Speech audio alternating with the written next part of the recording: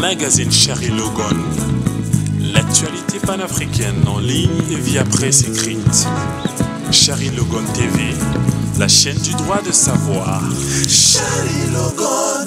Média est vraiment différente parce que ils avaient l'idée que l'Afrique c'est l'enfer, c'est la forêt, c'est là où les gens sont traitus, c'est le sous-développement, alors qu'il y a d'autres images, il y a le développement, il y a des bonnes choses à montrer, mais on se demande, on se pose cette question, pourquoi est-ce qu'on ne voit pas souvent cette image de l'Afrique et pourquoi est-ce qu'on attend de voir cette image de l'Afrique seulement par les témoignages des gens qui viennent dans l'Afrique, alors qu'il y a les médias partout en Afrique qui devraient montrer cette image. Ce soir, je suis avec Monsieur Albert Baudouin Tuizeimana. C'est un expert des médias. J'aimerais vous dire que il est déjà. Bah oui, parce que il a l'expérience de plus d'un quart de siècle dans les médias du Rwanda. Et puis c'est aussi un membre du mouvement panafricain. Donc, il a beaucoup à nous apprendre ce soir. J'aimerais aussi mentionner qu'il est le coordinateur national de l'organisation non gouvernementale Pax Presse. C'est une organisation qui a pour mission de professionnaliser les journalistes. Tout ce que je sais, c'est que ils œuvrent, donc c'est le journalisme pour la paix. Il va nous en parler plus. Bienvenue, cher Albert. Merci, chère Jeanne. Merci d'avoir bien répondu à notre invitation. J'ai appris que vous étiez dans les célébrations. On célèbre partout, même si on peut faire la célébration de la journée. C'est comme ça que nous allons célébrer. Nous sommes aussi avec mon collègue Alfred. Lui, c'est pas la première fois sur le plateau. Je voulais aussi mentionner que c'est un partenaire dans cette émission. Leadership d'impact, parce que nous œuvrons ensemble pour vous amener cette émission bien informée, bien avec l'information de partout. Bienvenue, merci, cher Alfred. Vous aussi, je sais que vous êtes un grand analyste et puis panafricain aussi. Oui, je le suis. D'accord. Lui aussi, il a une maison des médias. C'est comme ça que je peux le mentionner parce que c'est un journal, une télévision et puis aussi c'est un grand analyste et comme vous l'avez déjà constaté, si ce n'est pas la première fois que vous suivez Leadership d'impact. Je vous rappelle aussi que vous aussi, vous aurez le temps et l'occasion de participer dans cette émission parce que c'est votre émission. Comme nous le disons toujours, il faut prendre des stylos et des carnets pour mieux noter. Mais si vous avez aussi vos idées, vos commentaires à donner, vous pouvez toujours utiliser soit la ligne téléphonique de Isango Star.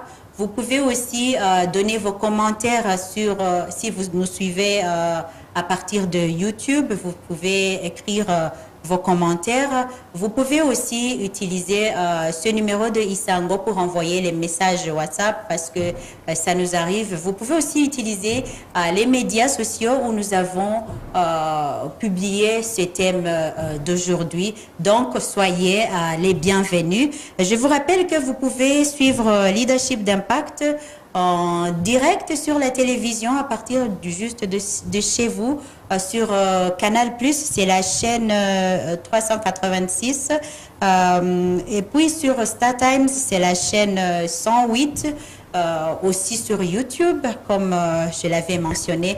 Alors bienvenue, je n'aimerais pas traîner parce que on doit commencer à puiser l'information.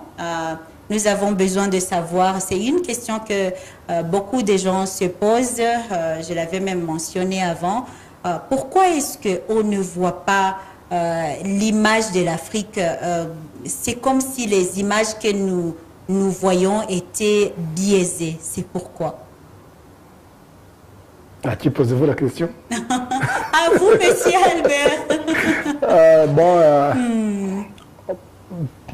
Peut-être on ne peut pas dire que on ne voit pas l'image de l'Afrique dans les médias, mais on voit une mauvaise image de l'Afrique dans les médias. Oui. La mauvaise image de l'Afrique est visible partout dans les médias. La question est de savoir pourquoi. Je pense qu'il y a, comment dire, il y a un background à ce problème.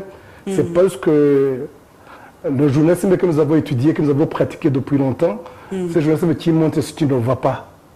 C'est le journalisme qui montre les bidonvilles, le journalisme qui montre la famine, les meurtres, les guerres. Il paraît que c'était ça l'information qui attire. Et pourtant, c'est l'information qui choque. Mais tant qu'on y est, pourquoi est-ce qu'on ne voit pas ces images en Amérique, en Europe? Est-ce que ce mauvais côté n'y est pas? S'il y en a, ils en ont aussi chez eux. Mais nos professeurs des universités que nous avons eu dans le journalisme, la faculté de journalisme, même l'adage que nous avons, l'adage bien connu dans le journalisme, on dit si le chien... si les chiens mangent une personne. C'est pas une information. L'information, c'est quand une personne mange un chien. Non, c'est ça. C'est pour montrer justement ce qui ne va pas, ce qui est mal, ce qui est mauvais. Et pourtant, il y a de mauvaises, comment dire, de bonnes initiatives qu'on peut aussi montrer. Il y a des bonnes actions qu'on peut montrer. Il y a des réussites qu'on peut montrer. Mais nous avons appris au journalisme de montrer justement les échecs, le mauvais côté, si vous voulez. Donc c'est ça qui a causé pour moi ce fait de montrer toujours la mauvaise image de l'Afrique. Parce que là, je vois souvent des journalistes étrangers, surtout occidentaux qui viennent ici. Et très peu vont faire les photos de Kigali Convention, mais ils vont ici dans les Diogo, ils vont là-bas dans les bidonvilles pour montrer voilà, les saletés, pour montrer les caniveaux qui ne coulent pas. C'est le problème. Mais justement, heureusement pour vous, que vous comment dire, vous faites ce clic-là pour que nous puissions, nous journalistes rwandais de l'Afrique, changer la donne, comme on dit, et puis voir qu'est-ce que notre audience a besoin de quoi, qu'est-ce qu'il veut voir, qu'est-ce qu'il veut lire, qu'est-ce qu'il veut écouter. Voilà, je pense que maintenant il est temps aussi de changer des formations que nous donnons qui puissent aujourd'hui, si vous acceptez que je parle de mon organisation Pax Press, nous avons quelques principes qui nous guident. Là, le premier principe, c'est dire sans nuire. Dire sans nuire, c'est-à-dire le jeu, ce n'est pas là pour nuire la société, pour nuire aux oreilles, pour nuire aux yeux. Notre principe, c'est montrer sans choquer. Nous avons vu toujours des images qui choquent. Quand je parle comme Rwandais, en tant que Rwandais, et je parle des images, quand on parle du Rwanda, on nous montre que des images de génocide, des gens qui s'entretuent, le sang qui coule. Très peu ont montré des gens qui sauvent les autres. Trop peu de reportages ont montré, par exemple, les militaires du FPR en train de porter les blessés tout en ayant le fusil pour combattre les ménétriers. Voilà, donc c'est ça. Il faut que aujourd'hui puisse comprendre qu'il faut montrer sans choquer. Il faut montrer sans choquer, puisque notre audience, comment dire, nos lecteurs, nos auditeurs n'ont pas besoin d'écouter ce qui ne va pas, seulement n'ont pas besoin de voir le sang qui coule, mais les gens qui sauvent. Donc je pense que c'est aussi dans Pax Press, nous disons, informer sans décourager. Informer sans décourager, c'est-à-dire donner l'information qui puisse attirer les gens à changer du négatif au positif. comment dire, à sortir du mauvais côté pour entrer dans le bon côté. Donc c'est ça le journalisme qu'il faut et c'est ça que je prône aujourd'hui comme journaliste, je dirais moderne pour justement montrer que l'information toujours qui choque, c'est pas ça ça ne nous a pas aidé, ça n'a pas aidé à notre société à changer, mais il faut ce qu'on appelle aujourd'hui solution de journalisme, c'est-à-dire le journalisme qui puisse aider les gens à trouver des solutions, à trouver des solutions aux problèmes. Puisque le journalisme que nous avons eu, c'est le jeu qui montre des problèmes seulement, sans toutefois aussi proposer des solutions ou donner les gens l'espace pour qu'ils proposent des solutions. Ouais. Merci beaucoup.